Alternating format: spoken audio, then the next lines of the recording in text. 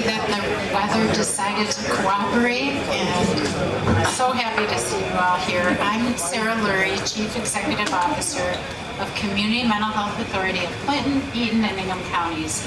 As the public behavioral health provider for the capital area and a certified community behavioral health clinic, it is an honor to welcome you all to this pivotal moment in our community's history. On behalf of our entire organization, thank you for joining us to celebrate this wall breaking as we mark the beginning of the transformation of the former McLaren Women's and Children's Center into what will soon be the Crisis Care Center.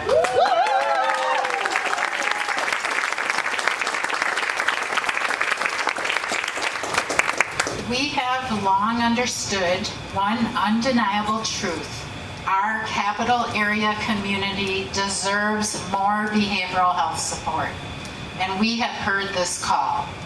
The Crisis Care Center is our answer to this growing need for accessible, responsive behavioral health crisis services in the greater Lansing area.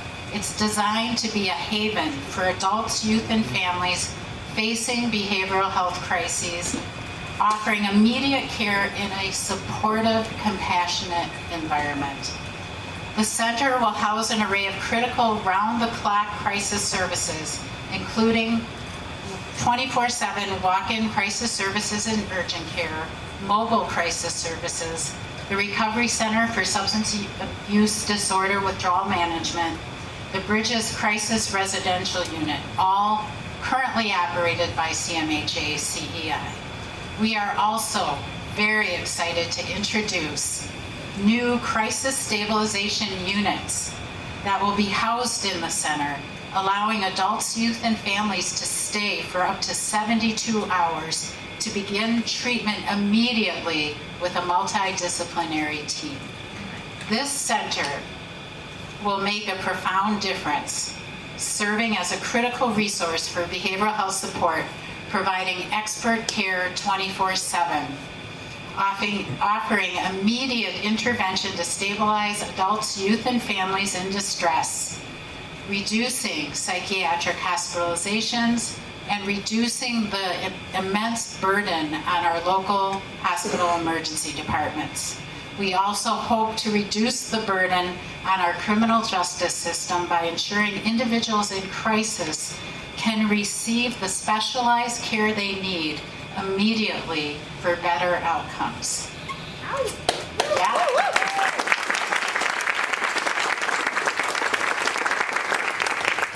They say it takes a village to raise a child.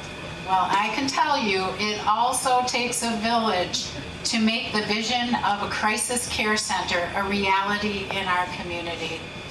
We are so fortunate to have a village here in the capital area filled with strong, supportive community partners. Today, we honor the visionaries and supporters who have brought us to this point.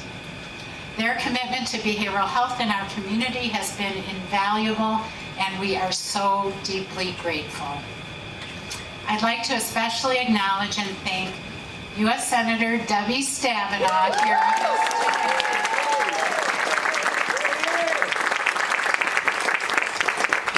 And former Michigan Senator Curtis Hertel. Their early support paved the way for this project. Thank you to our collaborators at the McLaren Development Group, consisting of Boji Group, Gillespie Group, Kramer Management, and Granger Construction, whom all are committed to creating a sound, beautiful facility worthy of our community.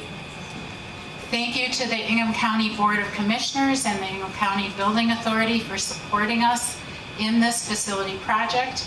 And as always, big thank you to our CMHA-CEI Board of Directors, Consumer Advisory Council, Directors Group, and dedicated staff who work tirelessly in the provision of behavioral health services to more than 14,000 individuals and families across Clinton, Eaton, and Ingham counties. Many of you are here today.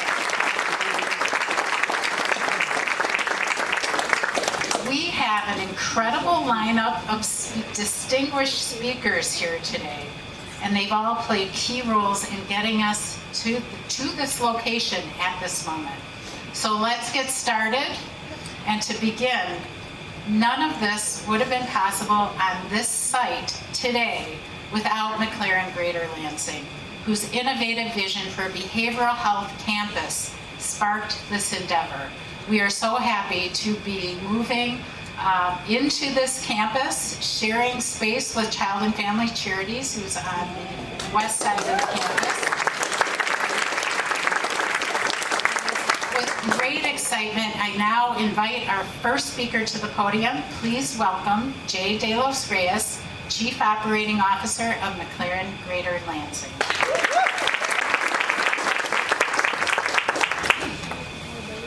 This is the right place. All right. Well, hello everybody. Hope everyone's doing well, enjoying the weather. Wouldn't be the state of Michigan if it was 70 and sunny today, right? So feel right at home. I feel a little out of place on stage with all of these distinguished speakers behind me today, but very excited to be here nonetheless for this event. And you know, I can harken back to when we moved. That was obviously a big moment. And then I just remember all the discussion back then about what this campus was going to become. And again, if you think about us in our current state and our new healthcare campus, which is all consolidated, you know, we used to exist on 2 campuses. It was here and certainly at our other site. And I've been to the 2 buildings. It's just like, what do we do with these? We sell them, we knock them down. What are these going to be? And I think all I can say is, harkening back to those conversations, we all made the right decision. And it was, we can't just demolish this site and have it nothing. So if you think back about what McLaren Greater Lansing and then before that, Ingham Regional meant to this community, was just a staple for decades. What did it represent? Is it, in its simplest form, it was a dependable access point to serve the community's needs for healthcare, right? And it's in its simplest form. And so the worst thing we could have done was knock the building down and then have just question marks around what this site could become. And instead, I think there was a huge commitment to move forward with a vision about how this could transform and evolve to serve mental health needs for the region. And I think there's been a ton of work, and I think all of us that have been through these types of projects, I think it's really neat to try to envision something, but to try to bring it to reality takes a lot of work. I think the first signal of the evolution was certainly when we did the groundbreaking and see Child and Family Charities come together. And then you hope it just continues, and it takes so much work, and here we are today. So here's the next signal. I think that if you don't know my history, I've been in 7 different states, in all different types of communities across different regions of the country, large cities, small towns, big hospitals, small hospitals. The one thing that's been consistent across every one of the markets that I've served is mental health is always underserved. Every region of the country I've been to. I think we're seeing some momentum if you look at the landscape of healthcare, but it's still, there's not enough access. There's not enough funding to support what is really a massive need across the entire country. I think this project and what CMH is doing here is a huge indication and a huge symbol of their commitment to realize that need and to have an answer to create more access to service that need for mental health. And so I guess without carrying on too much longer, because I get nostalgic every time I'm here because we're standing here in front of our old cancer center, excited about what this is going to become. Easiest thing for me to do is just be excited. And just to say, as the Chief Operating Officer of McLaren Greater Lansing, on behalf of Kirk Ray, our CEO, our entire team, is that just to wish CMH, the Community Mental Health Authority of Clinton, Eaton, and Ingham all the best in the new Crisis Center. And just our sincere thanks for your continued service to the community. So thank you guys.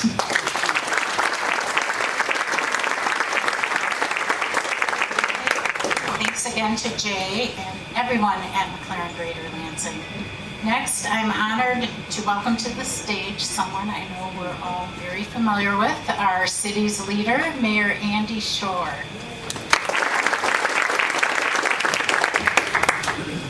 This is great. It's not so cold. I don't know who was saying it was cold. I'm sitting by the heater though. There's that.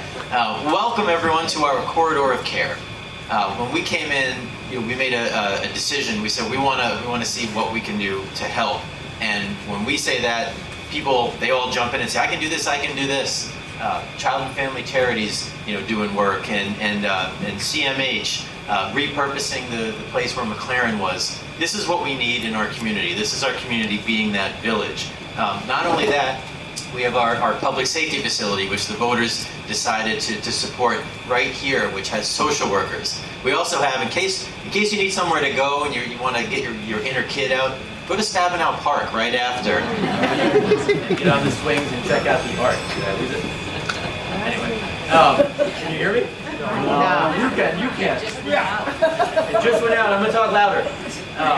But this is such an important space for our city, not just area, but also services.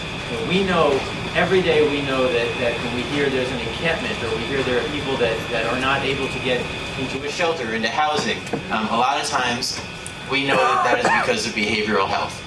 We know that there are behavioral health issues. We don't criminalize behavioral health here in Lansing, and we shouldn't. We get people help. But the services aren't always there. The housing isn't always there. So when we have folks like CMH, when we have McLaren, when we have U of M Sparrow, when we have folks who want to jump in and be a part of that solution, that to me is really what we are about here in Lansing. So I am tremendously excited to be here, to see the repurpose. I want to thank the legislature. I see two of our legislators, our appropriations chairs, Sarah Anthony and Angela Whitmer. And, you didn't want to stand up. But they have both put their dollars where our mouth is. We say, we're going to do this, we're going to do this. They put the dollars there, and we appreciate you both for it. It is so important. When we get money for warming centers and when we get money for behavioral health, this is where we need to be putting our efforts. We need to be putting into social workers, into PATH teams, into folks that are going to help out. And now to have a facility like this, it shows that we care here in Lansing and we walk the walk. So thank you, all the partners that are making this happen. Thank you so much to CMH, to McLaren, to really everybody, so that way we can help out those of need. Thanks, everyone. Thank you, Mayor Shore, for supporting the Crisis Care Center. It means so much to all of us, and I'm sure to the residents here in Lansing. Next, please help me in welcoming Ryan Sebald, Ingham County Commissioner and a board member of CMHA-CEI. He has double duty here today. As Sarah mentioned, I have the double honor of both being a county commissioner and chairing the board, but also being one of our representatives to CMH. So I've actually gotten to see this project from a couple different angles, which has been really exciting for me, and also has helped me encouragingly move things along, saying, when is that resolution coming to committee? When are we going to move this forward? As a commissioner that represents the city of Lansing and whose district represents the neighborhood that butts up against this property, I've been long concerned about what this transition is going to look like. Really grateful to McLaren for being dedicated to making sure that it's a smooth transition and that we can continue to fill these spaces. I was really excited when Child and Family came to us with an opportunity for the county to help provide some funding to make their vision become true, and that vision is now expanding even more and bringing more folks in to creating this corridor, and making this a behavioral health corridor is, I think, really what this whole city needs, what our whole region needs, and this is a great step in making that vision become complete. And so been really happy and encouraged to support this. Community Mental Health does amazing work. They've got amazing leadership and amazing staff, and I'm just very grateful that I can be a part of this and help shepherd this project along and be here today. So thank you.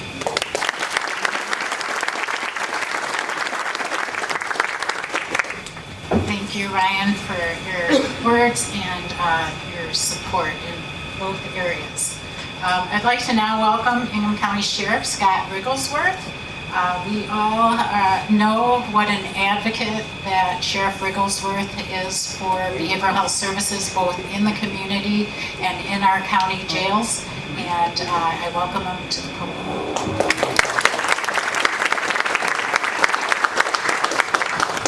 Welcome everyone. I'm about to just finish my 8th year as sheriff, and for about all of those 8 years we've been talking about the need for services and infrastructure and buildings and all the other stuff with relation to people in crisis and mental health services. And it's great to see the Crisis Care Center finally come to fruition. It's no secret that county jails across the country have de facto become one of the biggest mental health hospitals and substance use disorder clinics around. And for us to see this be an option here in Lansing, in the region, is amazing. And I'd just like to end to say with this, I'm extremely proud of our relationship we have with community mental health and how they're embedded at the jail through our CATS program. But that said, setting matters, right? And sometimes the county jail is the absolute least or worst place for somebody to be, but sometimes it's the only option. Now the CCC is going to be an option with those trained professionals, and the outcomes should just be that much better. So congratulations to everybody that's been involved in this. It's great to see part of this problem actually come to fruition, so thank you.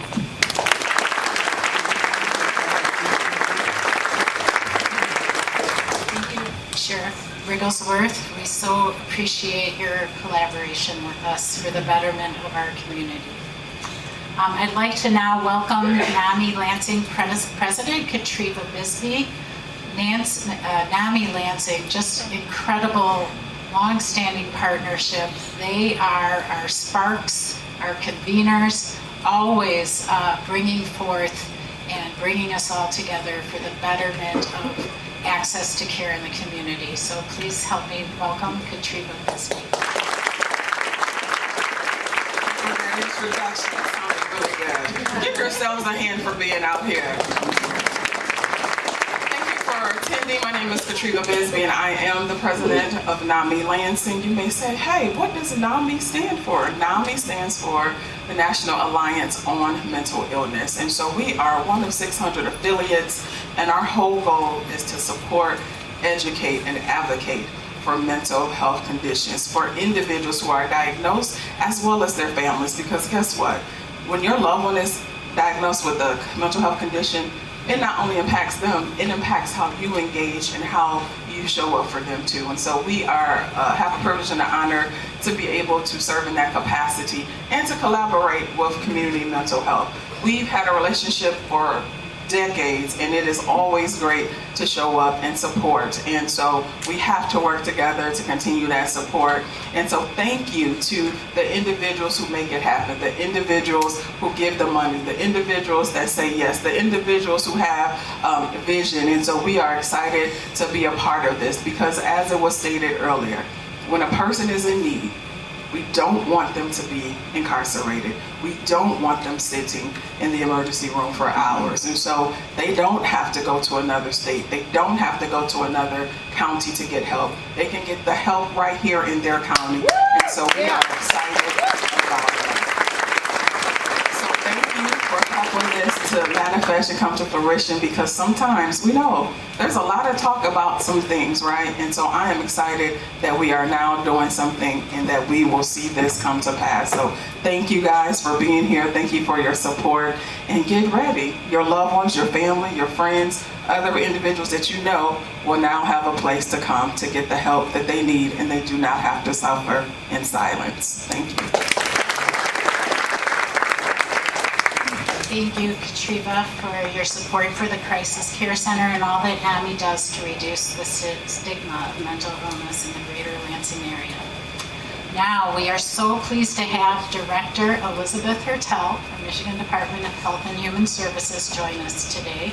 MDHHS is leading the way in expansion of CCBHC and in the development of crisis stabilization units across the state, and we are thrilled to be one of the pilot projects.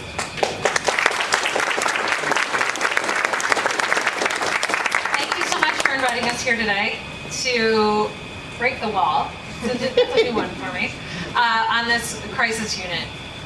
I am so honored to work for this governor who has focused so much energy, time, and investment, more investment than any governor ever, in expanding access to behavioral health care. We believe everyone should have access to behavioral health care when and where and at what level they need. And getting that care in your community is vital to ensuring that it happens quickly, that you're surrounded by your loved ones, and we're really excited to see this next step here.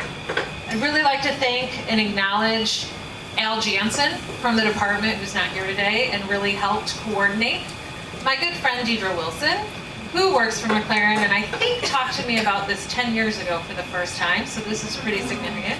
And this other guy I know, he's a former state senator, Curtis Hertel, who really championed the funds and the budget to make sure that this was something that the city of Lansing and the surrounding community could have.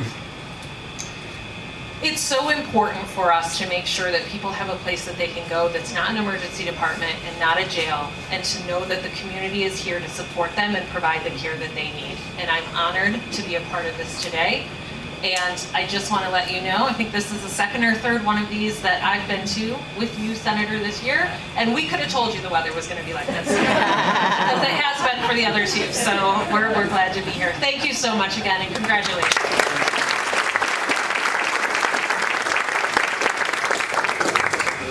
Thank you, Director Hertel, for being here today to share this wonderful moment with us.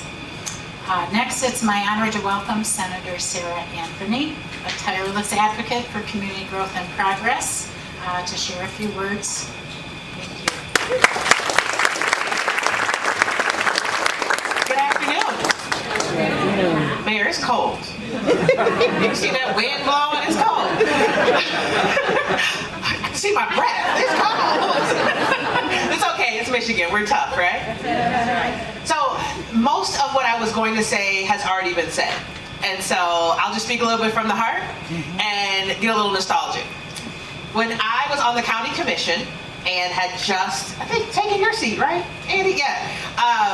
I was getting my footing, and someone sat me down and said, prioritize behavioral health.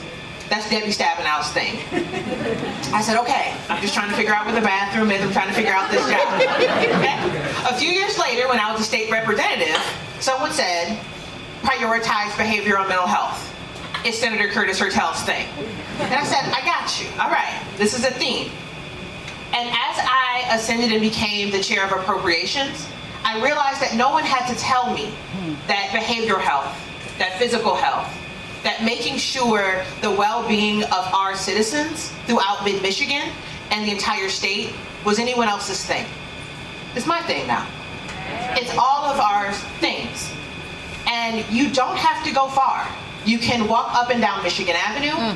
You can talk to your loved ones in your community to know that we are in a crisis. But the fact that the men and women on this stage and under this tent has taken the time to prioritize our people in each and every budget, at the county, at the state, at the federal level, shows that the community that I love, that I'm a part of, continues to invest in what matters, is really important. I understand more than ever that budgets are moral documents. You can tell me what you care about, but show me the money. Show me how you are investing in this generation and the generation to come. So this is just a celebration today. I'm so excited to have, the opportunity to break the wall, and more importantly, to refer people to this amazing complex. The last thing I'll say is I grew up just right down the street on Green Lawn. And when I was a child and would walk around and visit my grandmother who lived around the corner, we saw this complex as essential to healthcare on the South Side. And so years later, to see that we are continuing the spirit of care for our residents in South Lansing and not contributing to blight is something that we can just truly celebrate as a community. So thank you for the opportunity to share a few words, and let's break the wall.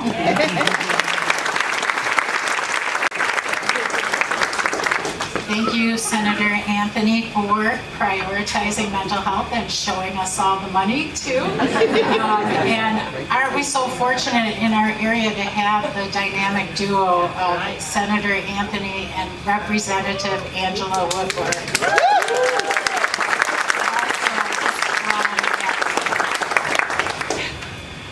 All of you don't know, but I've been teasing Sarah in the front row. I don't know how I always get second after her because she's amazing. She's like a preacher, and then I come up here and I can put a pin in a ball and let all the air out. Anyway, thank you all for being here. I too have prepared remarks that everybody's pretty much said. So speaking from the heart, I am really fortunate that I've been in healthcare most of my life. But I moved into a house 25 years ago that was right next door to Bob Sheehan, who used to be in charge of community mental health and is a fierce advocate for community mental health still. And Bob and his wife have become really good friends of my husband and mine, and I've learned through Bob all of the underfunding, no care. Our ERs are now our mental health wards, and we are putting people places they should never be right now, and it's a crisis. And I could never learn that more than from my own family. My husband's sister died from an overdose, and while we were going through all of the different iterations of her care and cleaning up and getting mental health care, Bob stood by our side. And we were able to get an emergency appointment through community mental health. But without that, our family would have even been more lost. And even with all my years in healthcare, navigating mental health issues is a whole different beast. I could solve all your heart problems, but mental health issues have been ignored forever. And so with the help of community mental health and Bob, we were able to find ways to be able to help Deb until the end of her life, but to help so many people and watch what they've done for people. So nothing could warm my heart more than to be here and listen to Sarah light the whole place on fire and make everybody excited, but to know that we have actually been a part of solving a problem that is really a big problem that our community has had and all communities have. And I can't thank McLaren enough. Deidre, she's been really great to work with. And then all our friends, Pat and Pete and everybody that have been helping us get this come alive in our hometown. So thanks everyone for having me.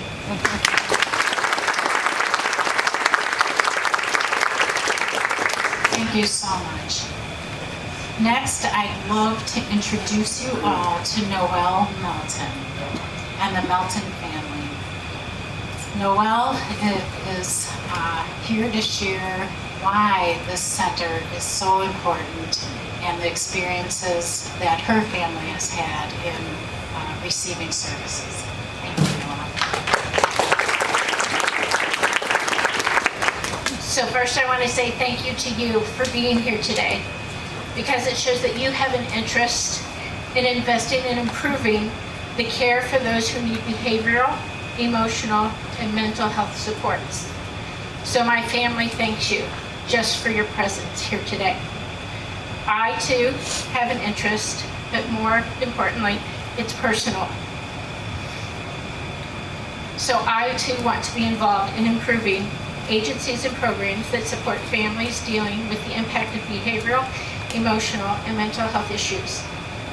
I'm a mom to 5 children who range in age from 24 to 6 years old.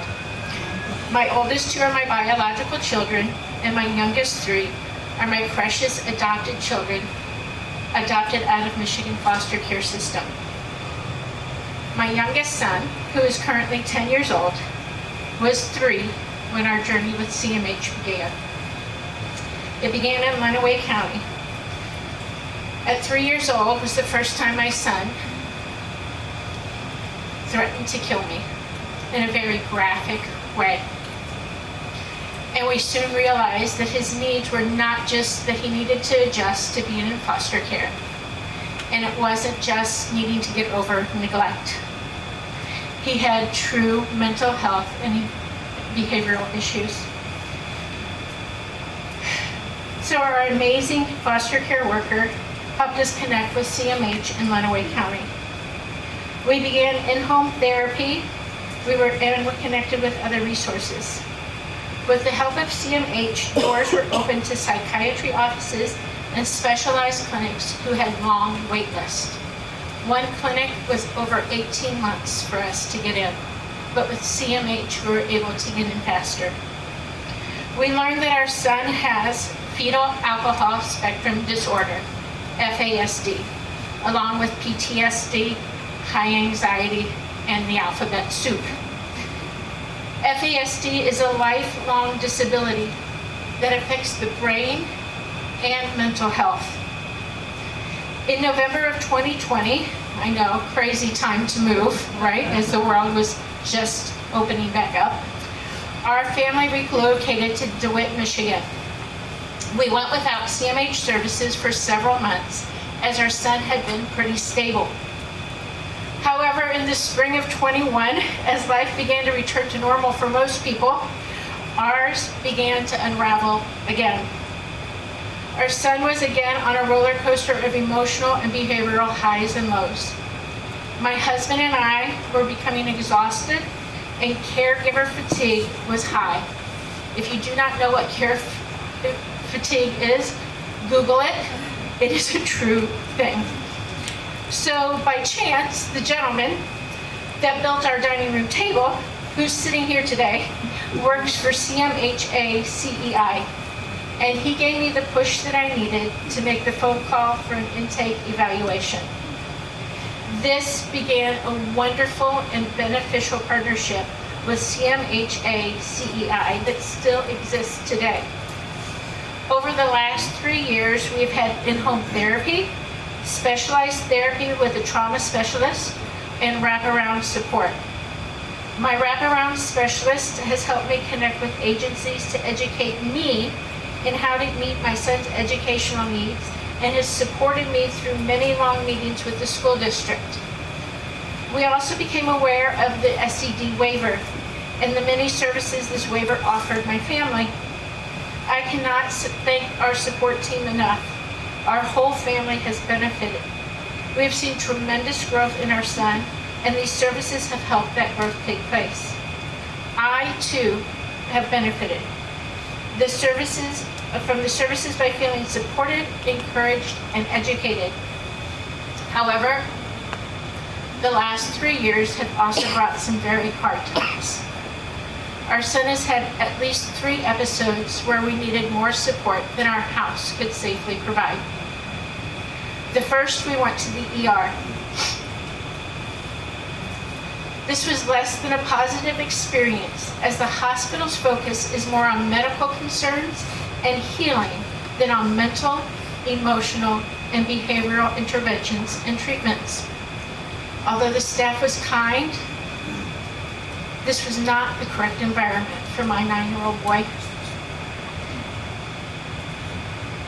They could not offer us counseling or any psychiatric services during the multiple days stay there, as we waited for a bed in a clinic to open up. Sadly, a spot in a clinic was not found, and we as a family had to support our son through this crisis. The second 2 incidents, we utilized Family Forward Children's Crisis Center. My sweet wraparound representative came with me the first time and helped me through the initial steps. The staff at the center was so courteous and made me feel supported, not like an overreactive parent or an incompetent one, as has happened to me on so many occasions. They listened to my son and they took his threats and feelings seriously. It's hard to hear a 9-year-old say they no longer want to live or have a plan on how to murder their family in the night. Unfortunately, a facility or program to meet his immediate need of mental health care could not be found. Either they had no space for someone so young, or they did not have the staffing to meet his acute needs. So because his needs were too great for staff trained to help in behavioral needs, he was sent home with us with a safety plan. And so we adjusted our schedules and our sleep patterns to protect our son through the night. Thankfully, we were able to keep him safe and ride that wave. However, we should have had more options. We should have had a place for him to go where we could feel safe and everyone in our home and family could feel safe. So that is why I'm here today. I'm here to say thank you for giving my family and other families options. Thank you for seeing a need for a facility to fill the gap for families. Thank you for being willing to invest in a facility where families can wait in private, comfortable surroundings for evaluation and placement. Thank you for developing a place focused on treating adults and children with a high level of care and respect. The details that I've heard about this facility and program give me hope that when my family has a need again for extra support, my son will have it, that we will have a place for his needs to be met and be supported and cared for by knowledgeable mental health staff who will support not just my son, but me, my husband, and his siblings. Thank you for having a vision. Thank you for having ambition. Thank you for having a willingness to collaborate together to build the Crisis Care Center of Lansing, Michigan. Not only for my family, but for the many individuals and families that live with behavioral, emotional, and mental health issues every day. Thank you for what you're doing.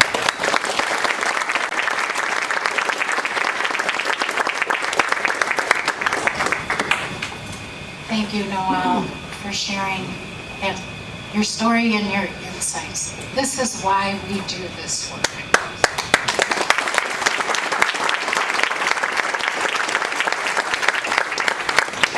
Last but not least, please welcome to the stage our very own U.S. Senator Debbie Stabenow.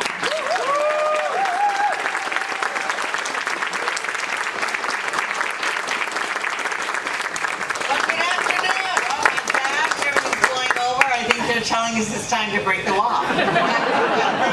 But it is wonderful to be here. And Elizabeth is right. Every time we are doing something, it's weather like this. But hey, we got coats. But Sarah, thank you, everybody involved with the vision. Whether it's city, county, state leaders.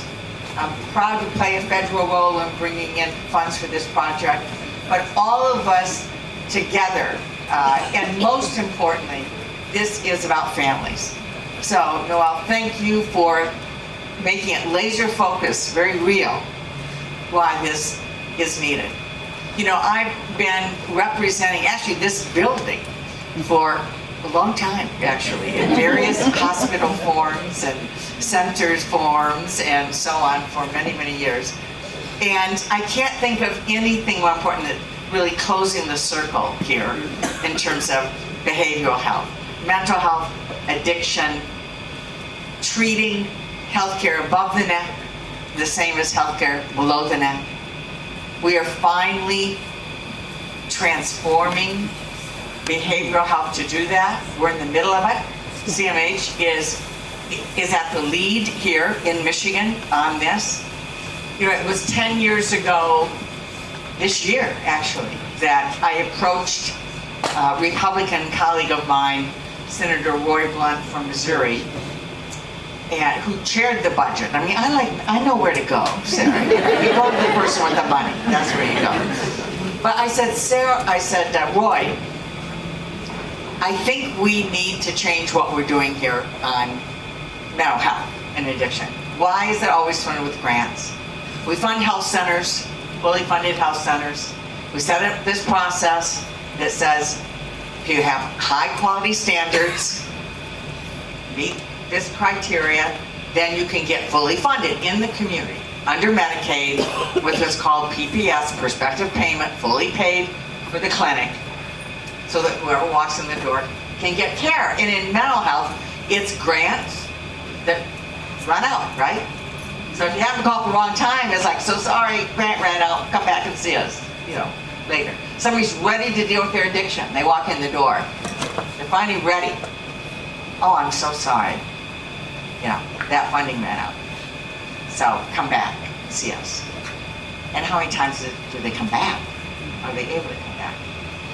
The vision of what we are doing now, of certified community behavioral health clinics, is to change that. It's the healthcare model. You meet high quality standards, you get full payment for whoever walks in the door, full Medicaid funding. But one of the criteria, the top of the list, is having 24-hour psychiatric crisis services. This is bringing Mid-Michigan fully into the transformation. And as the sheriff said, you know, we're tired. Families are tired. People are tired of having the only place to go be the jail. You don't want that. They don't want that. People need help. They need care. They don't need to sit in the emergency room. They don't need to sit in the jail. They need to get help. The people who care and are able to have the expertise and the talent to be able to do that. And I'm excited about the fact, but we're in the middle of it. We've got more to do. We got to make sure this fully happens. But we know that where we are doing that, we have over 41 CCBHCs, and 41 in Michigan now. We have over 500 clinics across the country now. That people aren't going to jail. They're not sitting in the emergency room.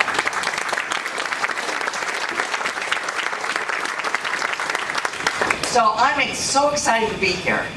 And I have to tell you that my mission as I'm retiring is to lock in. I'm actually literally in the middle of locking in CCBHC as a definition in Medicaid, CCBHC as a definition in Medicare, locking in prospective payments. I'm trying to, so that as I leave, that this is fully locked in and we don't go backwards. We can't go backwards.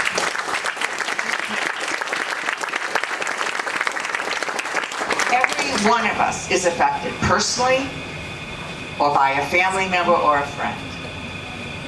We are talking about a part of healthcare, a part of our body's healthcare. And it really is incredibly important that we treat it, the whole body. And I'll just say in conclusion, I've said to my friends so many times trying to explain this in DC, that, you know, if you are a diabetic, you get diagnosed, you take insulin, you handle it, you maintain, you know, manage your disease, you go back to work. If you are bipolar, or if you have some other chemical imbalance, you should be able to do the same thing. Get diagnosed, get the medicine you need, get the help you need, and manage it like any other kind of disease, and go on with your life. So that's the vision. I'm so proud of what is happening here with community mental health and the leadership that is going on here, the vision of all of you. This is important. This is important. And I'm proud to be your partner in making sure we can change people's lives. Thank you.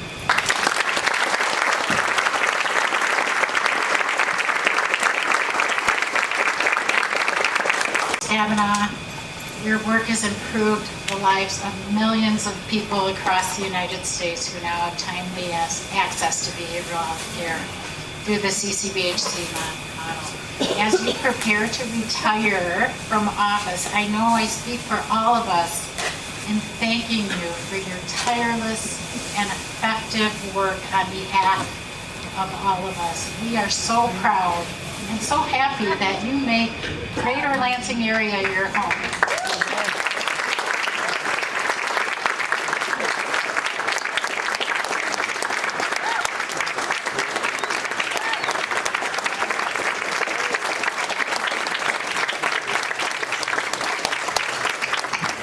Thank you to all our distinguished speakers for your words today. My heart is so full, and we are so appreciative of the tremendous support.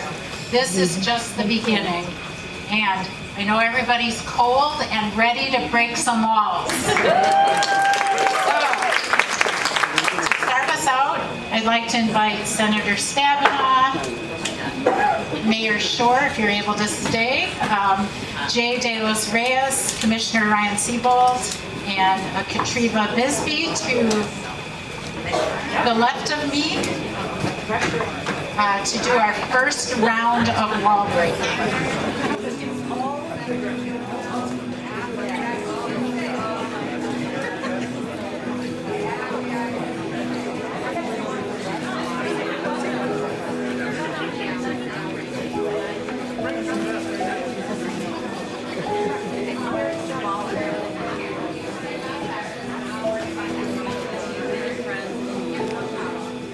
Invite everybody to remain, to take a look at some of the displays we have, to help yourself to some refreshments, networking, and the arrangements on the tables are also up for grabs for anyone who'd like to take place with you.